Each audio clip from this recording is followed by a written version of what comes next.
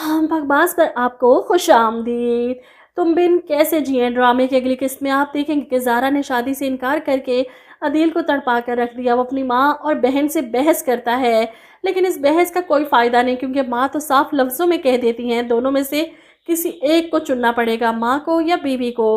अदील की खामोशी पर पीछे से आते इसके वालिद इसे पुकार लेते हैं, कमरे में आओ। वो अदील से कहते हैं तुम्हारी माँ कभी नहीं मानेगी और ज़ारा को इस घर में हक दिलाने के लिए मैं कुछ भी कर सकता हूँ। वो अदील से कहते हैं कि ज़ारा के नाम पर प्रॉपर्टी कर दो, इसके बाद मजबूरन तुम्हारी माँ और बहन को खामोश होना पड़ेगा। और वहीं ज़ारा के वालिद को भी तसल्ली होगी कि इनकी बेटी को इस घर से कोई नहीं निकाल सकता। अदील कराची आता है अपने फुप्पा जी से अपनी माँ और बहन की बदतमीज़ी पर माजरत करने और इन्हें यकीन दिलाने कि ज़ारा के साथ इस घर में कभी कोई नाइंसाफ़ी नहीं होने दूंगा। इनकी डिमांड सुनकर इनकार कर देता है। ज़ारा मेरे निकाह में है, मेरी ज़िम्मेदारी है, लेकिन मैं अपनी अम्मी और बहन को नहीं छोड़ सकता। आप मेरी मजबूरी को समझें। जिस पर माहीन को गुस्सा आ जाता है। मजबूरियों पर ना ही रिश्ते बनते हैं और ना ही निभाए जाते हैं, लेकिन इस बार इसके वालिद सबको खामोश करवा देते हैं। इन्हें अदील पर पूरा भरोसा है और अपनी बेटी की खुशियों के लिए वो अदील की बात मान जाते हैं। इधर अदील और ज़ारा तन्हा बैठे बाहर बात कर रहे हैं। तुमने किस तरह कह दिया कि तुम मुझसे शादी नहीं करोगी? इस दुनिया में हमें कोई एक दूसरे से जुदा नहीं कर सकता सिवाय मौत के। इस पर ज़ारा तड़प कर इसके मुंह पर हाथ रख देती है। और ये वीडियो ऊपर वाले अंकल मज़े से बना रहे हैं ताकि आगे जाकर किसी मकसद में इस्तेमाल कर सकें ज़ारा को बदनाम करने के लिए। फ़िलहाल तो ज़ैनी और ज़ारा दोनों ही इस बुड्ढे की नज़र में है।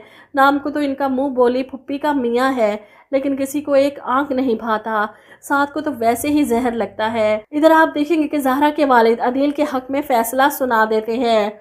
वो इस घर का दामाद है और दामाद के लिए ससुराल में आकर माफ़ी मांगना काफ़ी मुश्किल बात है, लेकिन इस बार भी माहीन खामोश नहीं रहती। अरे वो अपनी माँ और बहन को इनकी गलती का एहसास नहीं दिला सका, तो सोचे ज़ारा को इसका हक कैसे दिलाएगा।